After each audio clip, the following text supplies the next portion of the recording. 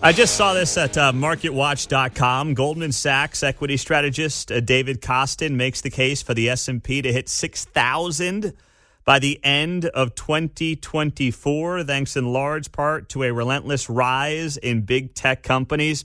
Our next guest, Ken Coleman, host of The Ken Coleman Show, co-host of The Ramsey Show that you hear on KCMO 3 to 5 every day. He's not a market expert, but it's part of a bigger picture here, Ken, on a Monday morning. It's great to have you here on how people are confused by the markets, what's going on Wall Street and what's going on Main Street, and how the Fed factors in. How do you make sense of it, my friend? Well, you know, the reality is that prices are really, really high, and people do feel the pain at the pump. They feel the pain at the grocery store. They feel the pain at the restaurants. They feel the pain at the sporting goods store. That's the reality. While inflation has cooled a bit, it still is too high. And Jerome Powell pretty much made that statement. That's why the Fed's going to sit tight on interest rates. And quite frankly, I think they should. So that's what's weird. Incomes are up. We saw that explosion of incomes coming out of the pandemic, and it's just kind of stayed the same. Now, we don't see the Great Resignation happening anymore, and people just keep getting bumps and bumps and bumps. But we just are at a sustained level of prices that the American people still aren't really used to. And so that's where you get these weird emotions and these weird headlines. Yeah. You know, you bring up some points when it comes to the Fed. They've said they're leaving rates where they are. You agree with that. But what's interesting is Jerome Powell has also said he does not want to wait to get down to 2% to start cutting. Why is he so anxious to start cutting? Not that I don't want people to have easier access to money if they need it, but Ken, I feel like we should just plan on keeping these rates where they are until we get proof that inflation is officially knocked down. Yeah, I would agree with you. And I can only guess that it's political pressure, for him to even say something like that. I think the modest approach ought to be, if you look at all the positives out there, where incomes are at and where the economy is as a whole, I like getting 5% on my money. That's pretty good. Yeah. And I think it really benefits savers. So I think it has to be political pressures. There's no question about it. I think if you look at the headlines out there, the housing market, and while interest rates don't directly affect mortgage rates, they do have influence on them. And so with the bond rates being where they are, that's what affects everything else. And so I would hold tight if I were him. I really would. But we'll see. Listen, don't for a minute think that Jerome Powell doesn't have political pressure on him. And so I think that's got to be why he's saying that. When you look at these jobs reports that come out, Ken Coleman, one interesting part that doesn't get the attention on the CNBCs of the world is the fact that full-time jobs apparently are actually coming down, but part-time jobs are coming up. How much of that is out of necessity, knowing the job market and just, the labor world like you do, doing what you do with the Ken Coleman Show? And how much of it is actually people wanting flexibility and preferring multiple part-time jobs? Yeah, well, it's a little bit of both and. What we are seeing is a cooling in the job market as it relates to job creation for full-time jobs. So what you're seeing is the cost of labor has never been higher. So when you start looking at what we call those are wage pressures is the economic phrase. And what that means is there's a pressure on these companies to cut cost. And one of the greatest costs is labor. So then they pass that cost on to us, the consumer. So if they're trying to cut costs because consumer spending has dropped, and it has, consumer spending in the United States has cooled dramatically.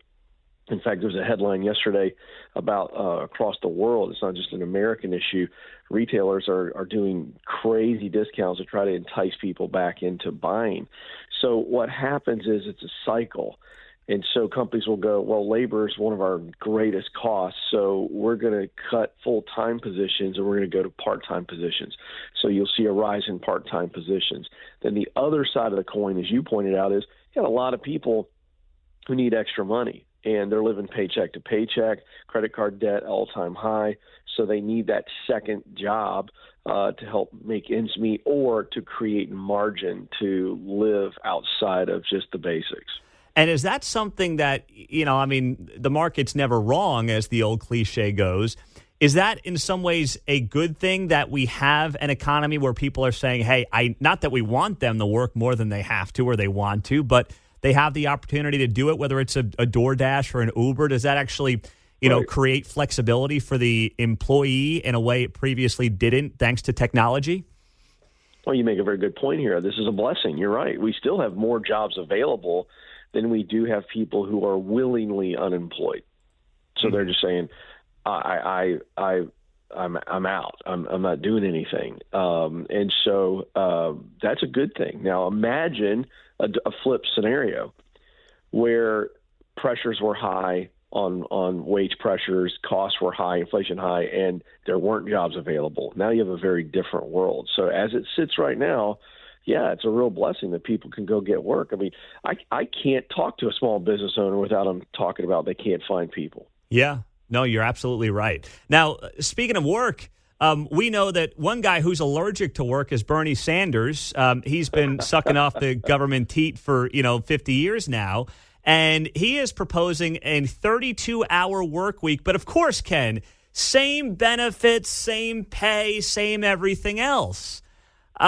Explain to Bernie Sanders, a guy who I don't think has worked an honest day in his life, why this doesn't work in the real world.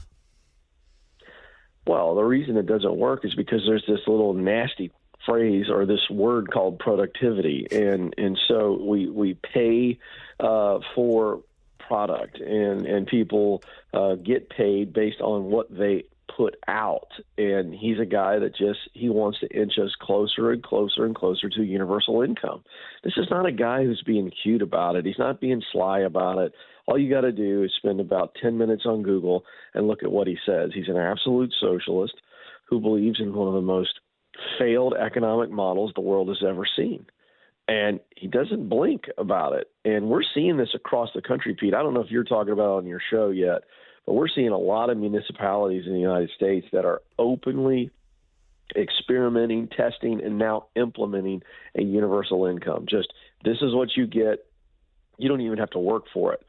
So, Bernie is easing into the water of what he really wants, and that is a universal income. But at some point, Ken, I know you know this, but you run out of other people's money. I didn't know it was being tested, by the way. Thank goodness it's not happening here in the Kansas City area. But you're telling me there are multiple municipalities trying this out? Yes. Wow. Yeah, it's a Google search. I wish I had one right off the top of my head, but it's happening right now across the country where they're starting it out in the low-income sector, and it sounds great, it's really nice, but it's unsustainable, to your point.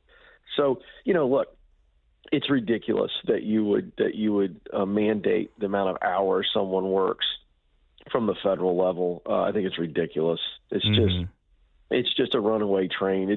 It's stupid. And to your point, if something like that were to ever happen in the United States, I'm going to tell you right now, it's the morphine drip. It's over. Yeah, it's absolutely over if we get to that kind of situation in America. Yeah, it is. Something tells me I'd love to see the look on your boss's face, Dave Ramsey. Bernie Sanders shows up there telling him all his employees got to work 32 hours a week, whether he likes it or not. That's not going to go over well now, is it, at Ramsey Solutions?